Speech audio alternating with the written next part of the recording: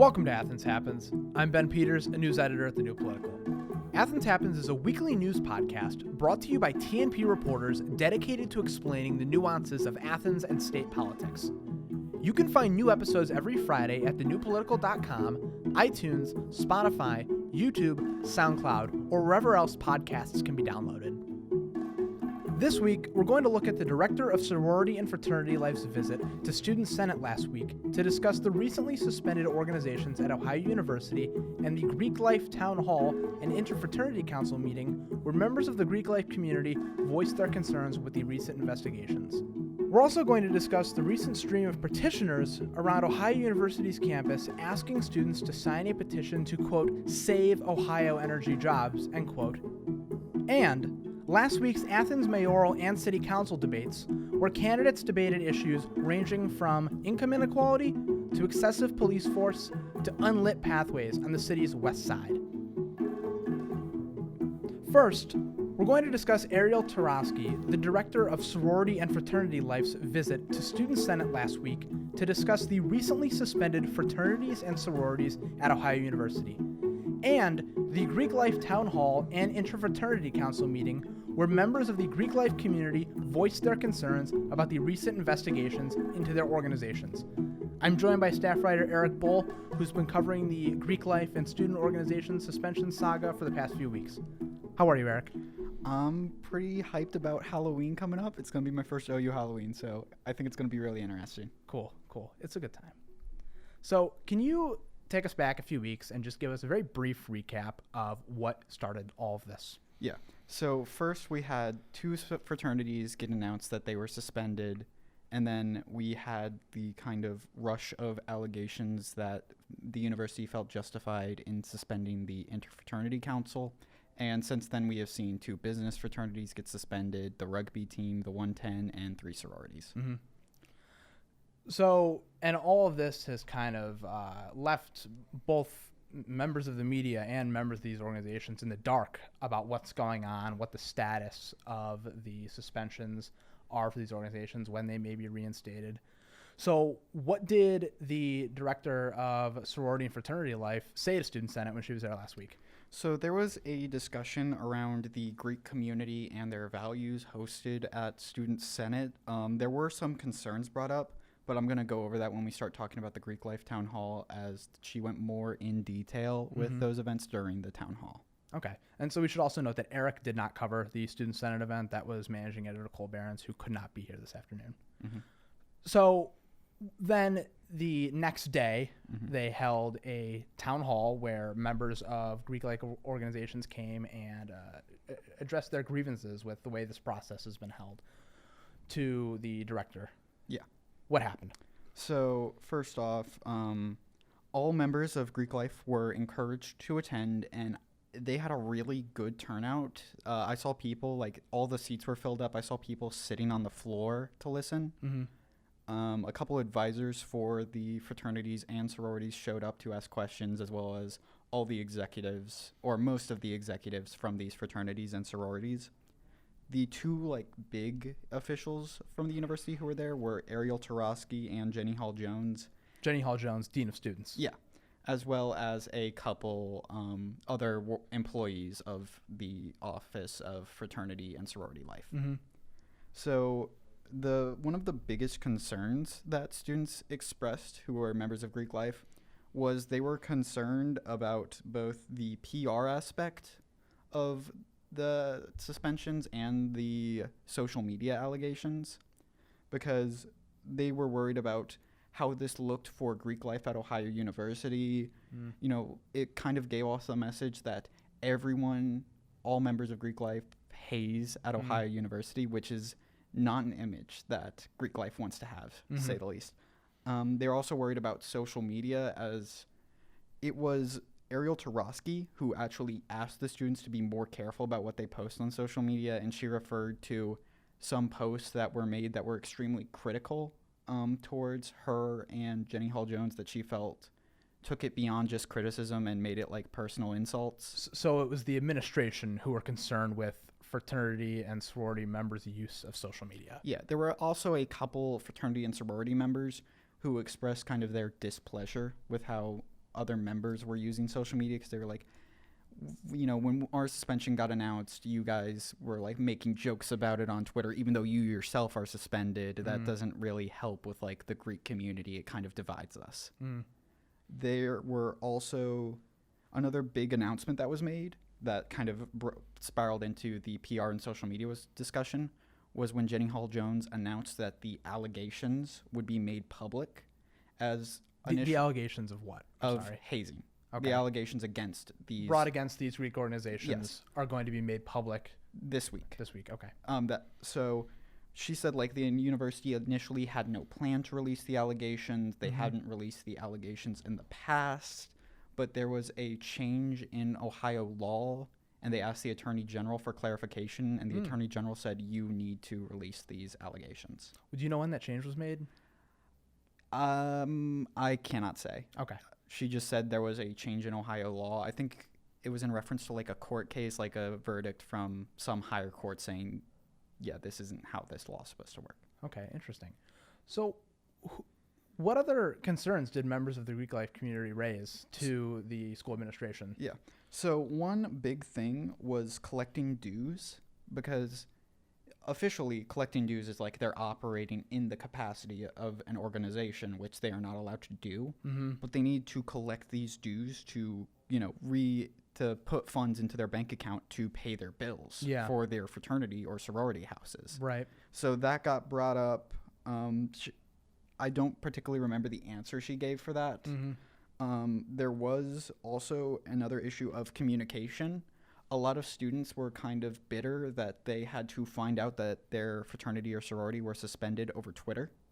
They felt that it would have been more professional for the university to send them an email. Didn't Jenny Hall-Jones send all the presidents a letter? Yeah. So what university officials were saying was that they don't have a complete email list from these fraternities and sororities of all their members. So that was something that they kind of discussed, like the presidents can get a hold of people and ask them like for their emails so they can get put on the email list. So it was the rank and file members of these fraternities who were upset that they were not given notification from the administration. Yeah. Okay. There was also a conversation about due process. A lot of students felt that like due process had been violated when they had gotten suspended.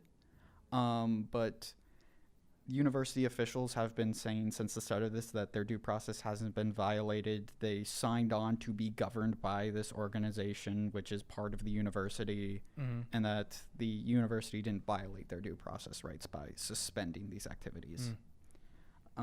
There also was the matter of like they are not. So part of the suspension is they aren't allowed to have like large congregations of meetings. Right. So there was the question about like hanging out with friends, because a lot of these people, like their friends are, part of their brothers, their sisters in their organization. Yeah. So there was a discussion about when are we allowed to hang out with our friends? Are we not? When are we like in an official capacity? When are we not? Right. And basically the answer they gave was like, if you're in a small group, if it's not like you guys, if it's not like, basically it's like, if it's a big group, then you guys are violating what we're saying. Did they give like a threshold of like, if you are over, say, X amount of people, that's constituted as a large group? So they didn't really give like a hard line answer. Like, if you have more than 10 people, that's too big of a group. They kind of just said like, we'll look at the context of it, but I don't think they really expect it to be much of a problem. Interesting. So what are the conditions for the organizations who are not under investigation anymore? Yeah. So so this was after the town hall. This was when the Interfraternity Council held a meeting. And this was on the same night. They just had these meetings back to back. Yeah, but this was the point where all the rank and file members left, and it was only the presidents of the fraternities. Gotcha. Who are members of the Interfraternity Council. And you were allowed as media personnel to stay for this? Yeah. Okay. So it started off with Ariel Tarosky saying the IFC suspension has been lifted. What does that mean?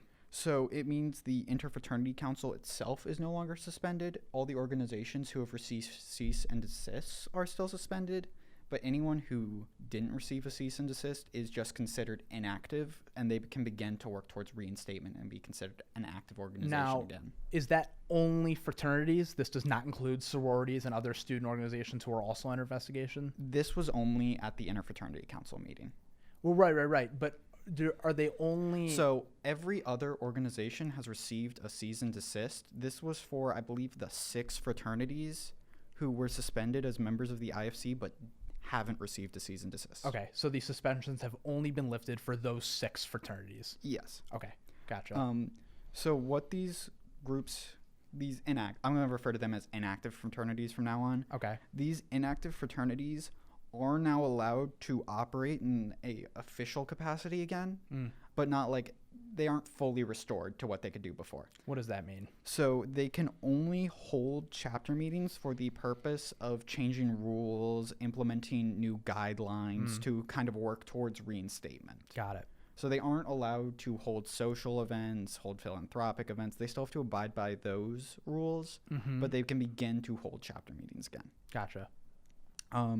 The groups who are still suspended are still not allowed to operate in any capacity, but since they are still part of the IFC, they're still working with the Greek Life Office to kind of coordinate the new requirements to get reinstated. Gotcha. Is there a timeline for that?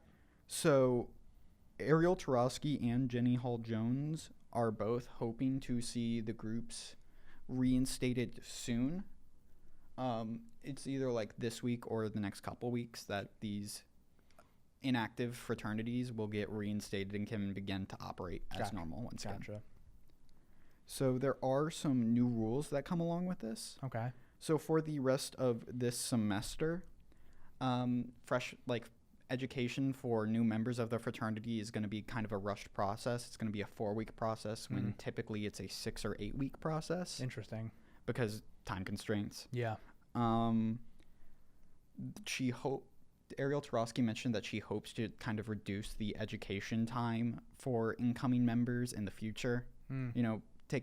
She felt that like an 8-week program was a bit too long, that it could be done in about a 6-week time frame. And why is that? Why would she want a quicker education period? I honestly don't know. It was something discussed. I do know that she used to work for a group called Triangle Fraternity, so maybe she's speaking from experience there, but I'm not going to speak for her. Sure.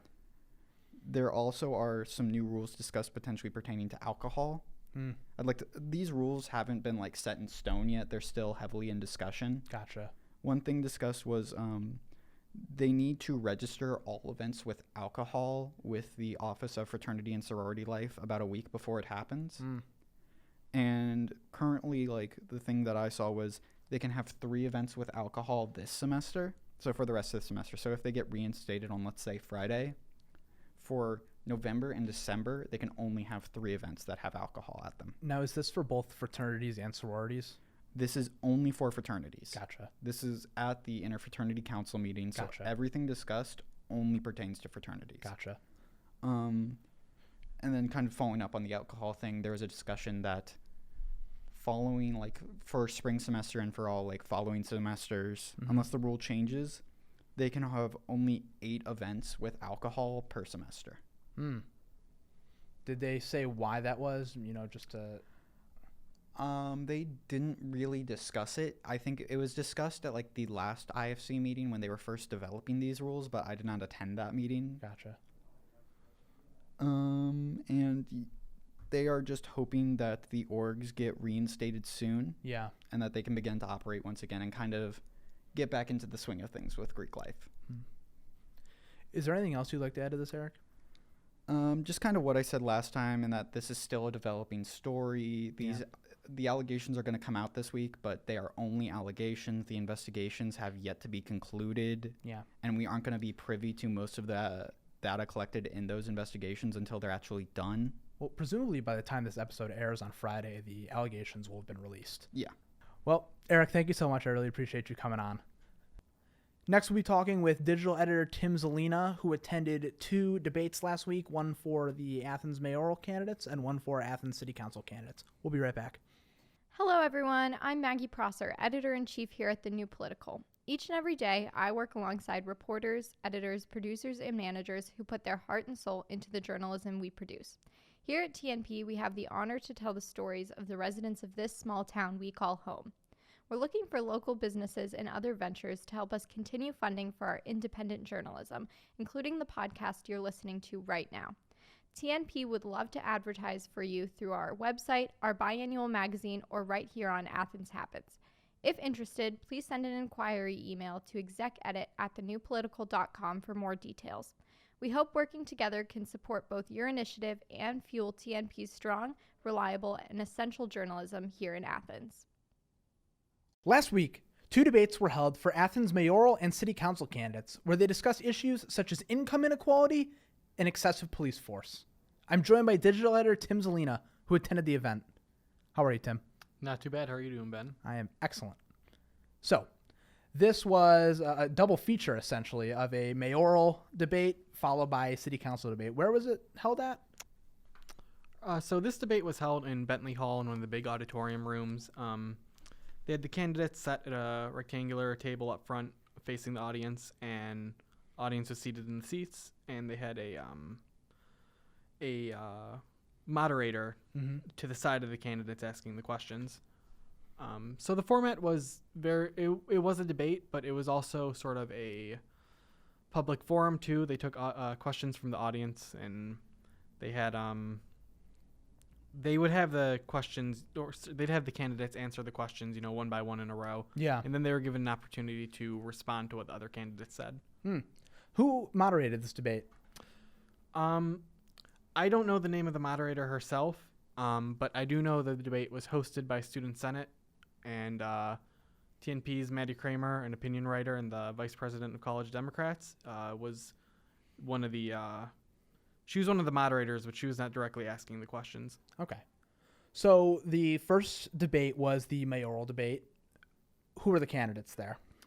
Yeah, so the candidates at the mayoral debate were the Democratic candidate Steve Patterson, who's the incumbent mayor, and the independent socialist candidate Damon Crane. He's a local activist. He runs the hot potato truck, if you've ever seen it up on... Yeah, the hot potato food truck. Yeah. And Patterson, he's been the mayor of Athens for 4 years now, and he's seeking re-election. He's got a lot of long-standing ties to the community, so it's definitely a tough race for Crane to come out on top here. So it seemed like from your reporting that both of these candidates have had in the past a tense relationship. How did that kind of play out in the debate last week?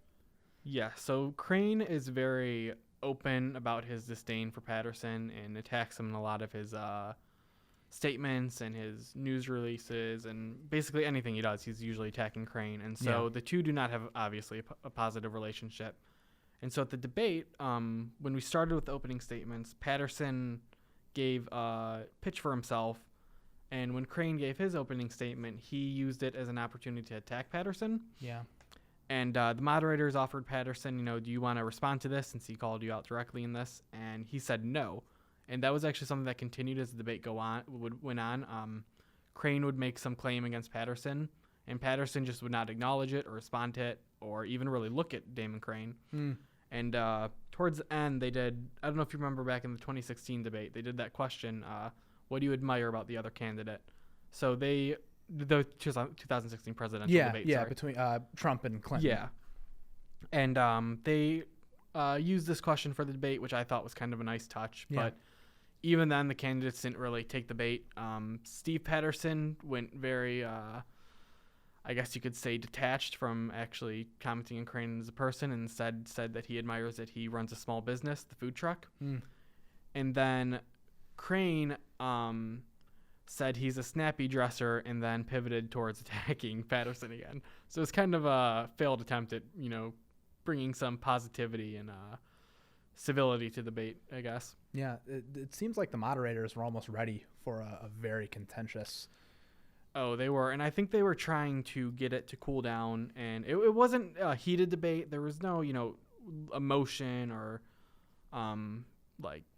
argumentation. It was more just a very tense and sort of awkward situation to be in that room. And watch these candidates who clearly don't like each other sort of just go at it. Yeah, and it's very interesting. You mentioned that Patterson just would not interact with Crane on any meaningful level, almost like he is just speaking entirely to his base and not not entertaining Crane or Crane supporters.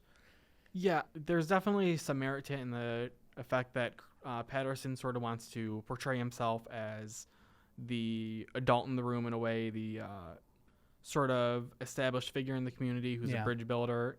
He actually said in the debate that you make progress by working with others and not burning down bridges, to paraphrase him. Yeah. And I do have to say, though, I don't know if it was the greatest when Crane would attack parts of his record and Patterson would not offer a defense of it. What was Crane alleging about Patterson's record? So at one point, Crane said that, like when Patterson brought up the small business thing, Crane said that it was due to Patterson's refusal to take on landlords, at least according to Crane, his refusal, that small businesses were being priced out of Court Street, like OMG Chicken just got priced out. Right.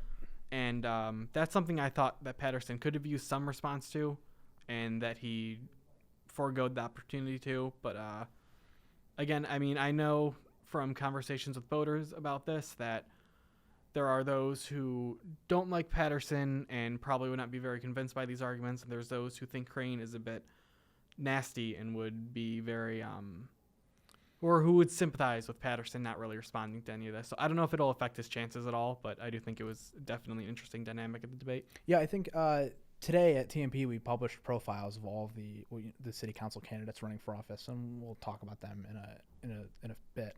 But Sarah Grace made a very clear point to reporter Abby Neff, who talked with her and wrote a story about her, that she is intent on keeping the meanness out of politics, and that she said she even notices some of that in Athens this election season. And she didn't explicitly call out Damon Crane or any of the other candidates, but I think that an instance like that is something that she's referring to. Absolutely. In fact, at the debate, Sarah Grace at one point brought up the slumlord campaign and this was in the city council debate. After the city council. Before we get to the city council debate, is there anything else that you want to add about the mayoral debate? Were there any discussions that they had, any policies that they touched on that you thought were noteworthy? Yeah, so one thing that Patterson brought up was the lack of broadband access in Athens.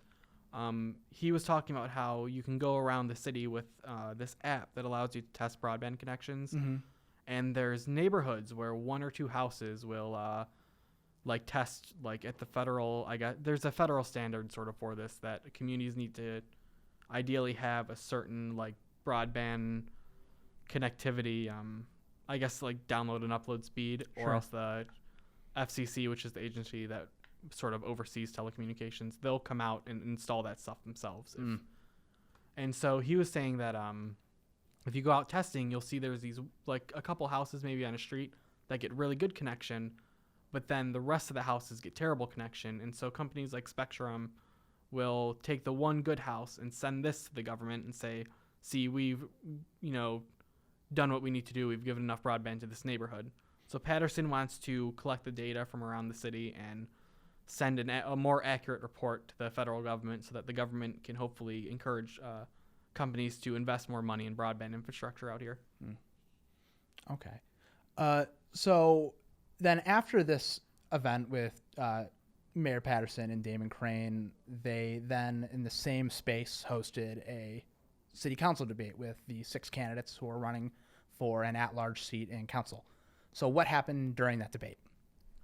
So there were the 6 candidates running for the seat, or it's 3 seats, isn't it, that large? Yeah, there are 3 at-large seats, 6 candidates. So there's the 3 incumbents. There's Pete Kotskis, Sarah Grace, and Patrick McGee. Mm-hmm. And then there are 3 challengers who are seeking a seat in the council. And we should also mention all 3 of the incumbents are Democrats. Yes.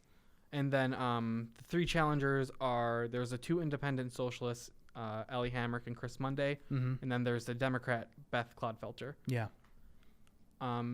This debate was held immediately after. It was supposed to originally go 30 minutes after, but apparently Chris Monday participated at the last moment, and so it disrupted sort of the time frame they had originally had, and it ended up going almost like an hour and a half long, or it went an hour and a half when it was supposed to go an hour. Okay.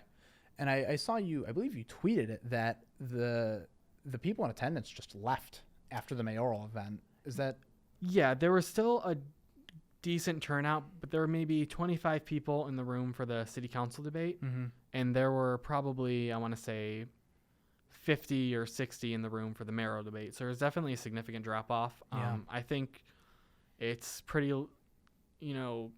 likely that people were going to sort of see the fireworks between Patterson and Crane, and didn't have much interest in the actual debate, but that's just speculation. Yeah, and so this council debate, I take it, was a bit more tame than what happened between Crane and Patterson. Yes, in some ways. But earlier you mentioned how Sarah Grace was talking about the incivility in this debate, and she actually brought that up because okay, interesting. Hamrick, Crane, and Monday all sort of run on the same Operation Slumlord platform, which is about the Operation Slumlord Smackdown, Damon Crane's proposal.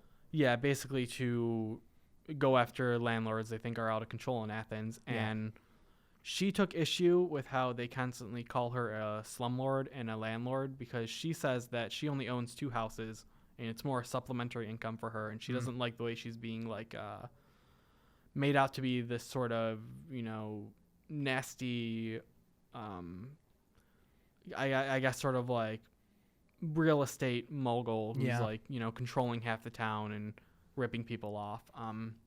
So she sort of said that she didn't like the slumlord rhetoric. She didn't like how they painted or landlords as like inherently immoral people. But the candidates in response said that, or Ellie Hamrick in specific said that she didn't care necessarily about Sarah Grace as an individual, but she was saying that the whole landlord system it is inherently immoral. So there was definitely a bit of tension there, because they were definitely sort of attacking the sort of occupation of Sarah Grace, and Pete Koskis too. He's also a landlord, and they clearly were starting to take offense at all this rhetoric being used. Yeah. Did Pete Koskis have any retort to all of these claims? He agreed. He also said that he only owns a couple houses, and he tries to think of himself as a model landlord and being fair to his tenants and all that. Obviously, that's something we can't verify, but there are landlords out there who are complained about commonly, and you never really hear of like Pete Koskis or Sarah Grace being labeled the evil landlords of Athens the way like Procos are. Yeah. But he also did say that that regulating landlords was out of the sort of purview of a city government, and that it's a sort of relationship between clients and the tenants. And I don't think that necessarily played well in a room full of renters. It may be a valid argument, it may not be, but I don't know if it was the right message when almost everyone in that room was a renter or a student. And his answer to some pretty legitimate concerns, in my opinion, about the whole landlord situation was to just say, we can't do anything about it. Interesting. Is there anything else you'd like to add, Tim? For all I feel like this the conversation might sort of misinterpret the debate as a super nasty and unproductive affair. But I don't think it was. I mean, there definitely was tension. There was the mayoral debate. Both debates. There was tension, and there was a little bit of cat fighting going on now and then. But for the most part, it was a very honest and productive and engaging conversation.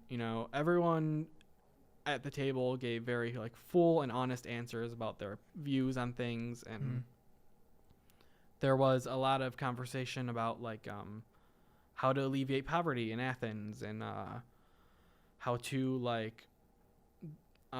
expand mental health care. And so I thought it was definitely something that hopefully we'll see more of as in future elections. I thought it brought the candidates together in a way that sort of subdued in a way, and maybe not so much in the mayoral debate, but definitely in the city council debate. I think people were they were given an opportunity to engage in a way that the the street campaigning didn't give them, a way to address these candidates directly and talk to each other and actually talk things out. Yeah. Well, thank you so much, Tim. We really appreciate you coming on here and your reporting. All right. Thank you, Ben. Next up, staff writer Nolan Kramer is going to come on to tell us about the petitioners uptown. Hey all, Sarah Horn here. I'm the digital manager at The New Political. And if I had to pick the best decision I made as a college freshman, joining this outstanding publication would be it. At TMP, I've had the experience of creating both compelling written and digital content. My understanding of local politics has also immensely improved. TMP makes integration between written and digital work for staffers a priority and offers the unique opportunity to have a wide portfolio of clips. Not only that, but working for this publication helped me land an internship in Washington, D.C. as a digital productions intern for The Hill. Our publication is award-winning, independent, nonpartisan, and run by a dedicated team of student journalists. Apart from its content, The New Political has brought me some of my closest friends. The people who I work with make my job fun and fulfilling, and they never cease to amaze me with their kindness, collaborative spirits, and humor. If you too want to join The New Political, come to our all-staff meetings Sunday evening at 7 p.m. in Scripps Hall 210, or reach out to me at shorne, shorne, @thenewpolitical.com. I'm joined by staff writer Nolan Kramer, who's covered the petitioners across Athens. How are you, Nolan? I'm doing well. How about yourself? I'm all right. It's been a long day. It has. Long day. I'm feeling a bit under the weather. Bear with me here. So what were these people? I'm sure students have seen the petitioners who are out by the college gate and uptown, kind of by Schoonover and whatnot, asking them to sign petitions. What were they petitioning for? So this all relates back to Ohio House Bill 6, which was the state bailing out 2 nuclear power plants here in the state of Ohio. Okay. And like any other bailout that's done by a government, it's kind of controversial. There's people on both sides that both support bailing out and also against government money going to bail out any kind of corporation. So the petitioners that were here in Athens were working on behalf of an organization called Ohioans for Energy Security that are for the bailout. But at the same time, there have been petitioners not here in Athens, but around the state of Ohio that are working for an organization called Ohioans Against Corporate Bailouts that are trying to put the bailout up to a vote for the voters here in Ohio. Okay. And so these people around Athens, who sent them? So they are sent by that group, Ohioans for Energy Security. Yeah. And the way that this works, and it's not just a practice among this group, but all across the country and with multiple organizations, is they hire petition circulators whose job is to go out and collect signatures. So they're hired by the organization to basically just spend their day getting as many signatures as they can. And it's often not totally clear how they're getting paid. Some, for certain organizations, will get paid like an hourly rate. Some get paid by the signature. Here in Athens, none of them told me how they were getting paid. And so is it legal for these people to be here doing this? For a while it wasn't, but then in the later part of the first decade of the 2000s, there was a court case that came up here in the state of Ohio where one side was arguing that they should be able to pay their petition circulators to gather signatures for their cause. And so after a little bit back and forth from both sides in the courts, it was eventually ruled that they can pay petition circulators, but only under certain cases. So this ended up putting a chapter in the Ohio Revised Code that stated when petition circulators can be paid. And so an organization is allowed to pay petition circulators to circulate any petition as long as it's not a nominating petition for a presidential campaign. Gotcha. So how are these people attracting the attention of students to sign their petitions? So this is kind of an interesting point because each petitioner being independently contracted on this organization, because it's not like they travel as a group. It's not like these 12 petitioners all kind of get together and they travel place to place. So these are all independent actors. Correct. So they all have different ways that they got this job, and they all they're all paid to be down here in Athens. So they each kind of have their own tactics on how to get signatures. So you'll come across some that are very polite. They'll just ask you if you want to sign their petition. If you say no, then they'll kind of let you go on their way. And actually one of the petitioners I talked to, he said that was kind of his motive, was just ask if they want to sign. If they say no thank you or they already did, just kind of let them go on their way. There's plenty of other people here in Athens to get signatures from. Yeah. Others, they've put up tables and with poster board that said like Save Ohio Union Jobs just with Sharpie. It wasn't a very professionally made sign. Yeah. But then there was 2 or 3 of them that started stationing themselves around this table. The one time I saw it was outside of Shively. And then you just get the people that also have 4 to 5 copies of these petitions. And as people are walking by, they're just like, here, sign my petition, Save Ohio Jobs. And they all kind of have a different phrase that they would use.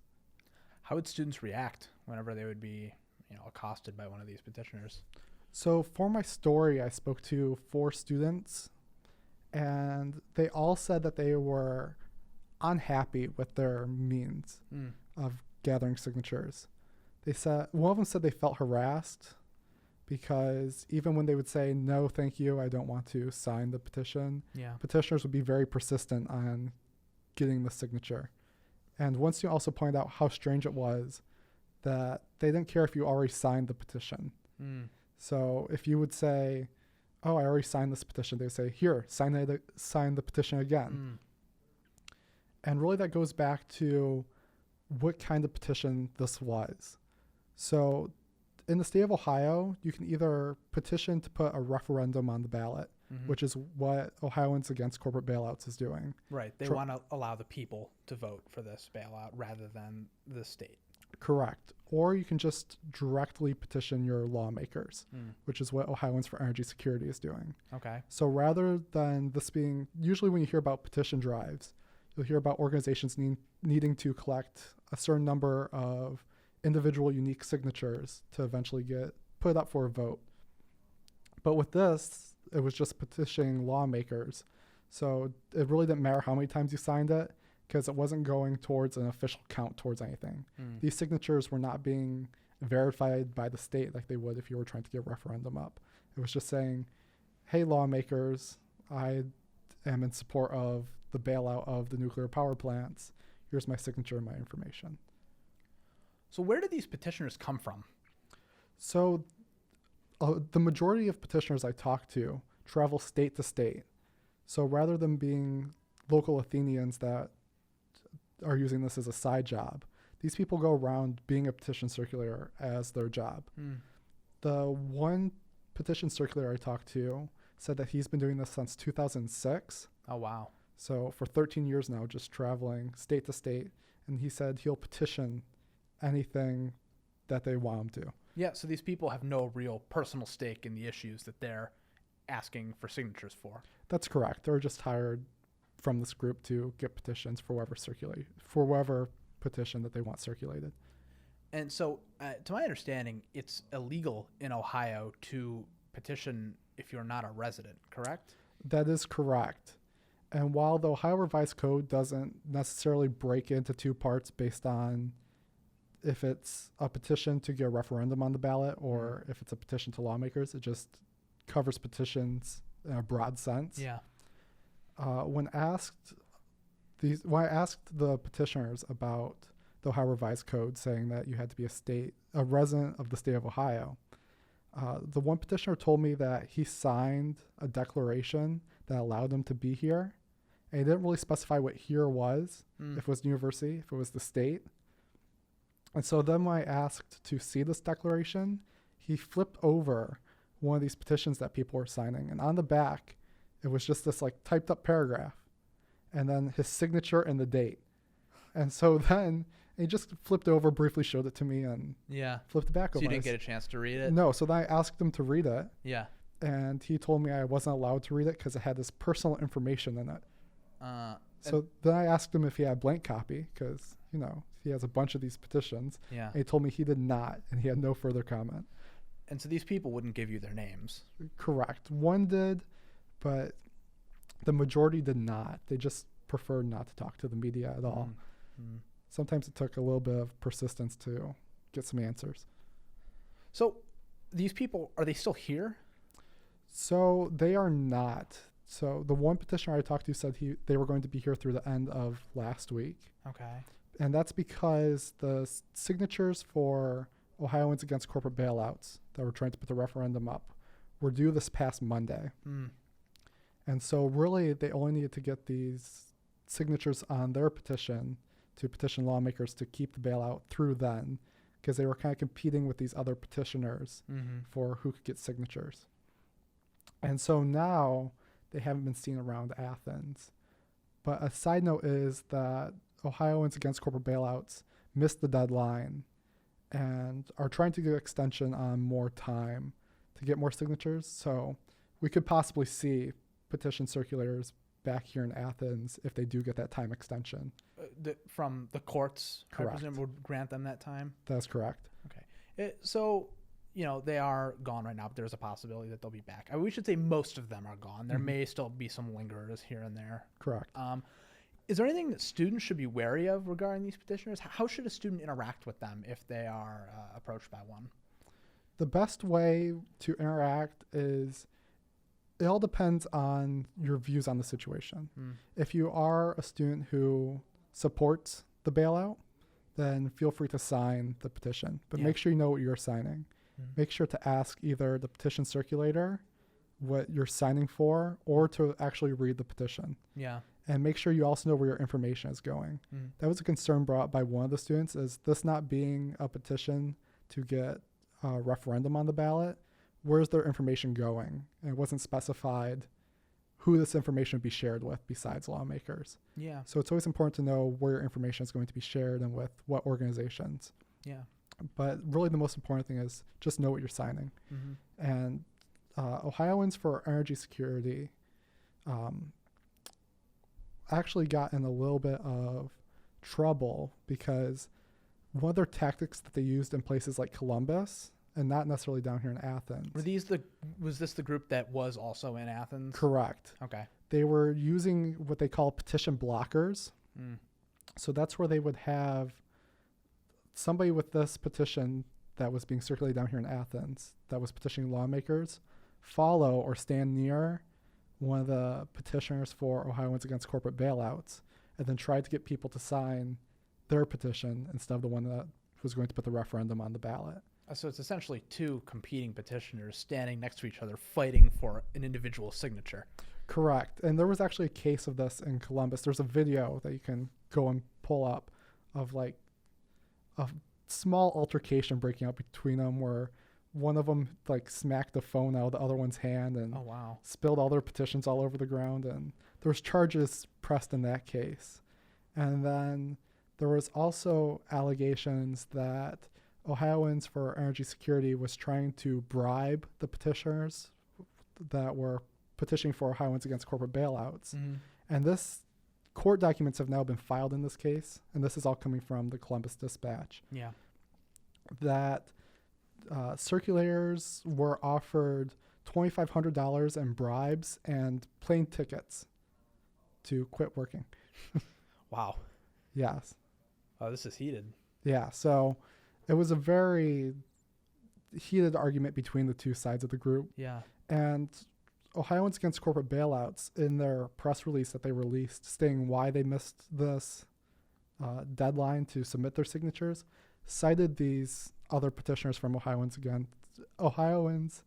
for Energy Security by saying that their petition was basically bogus. They called it a non-legally binding petition that was out just to compete against their petitioners. And so there's been this kind of rhetoric back and forth between the two groups, debating with each other over who has the more legitimate cause.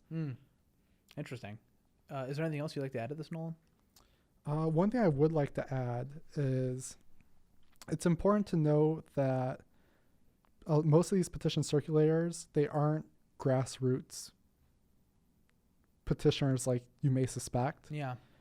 And they don't really have a connection with the organization that they're working for. Hmm.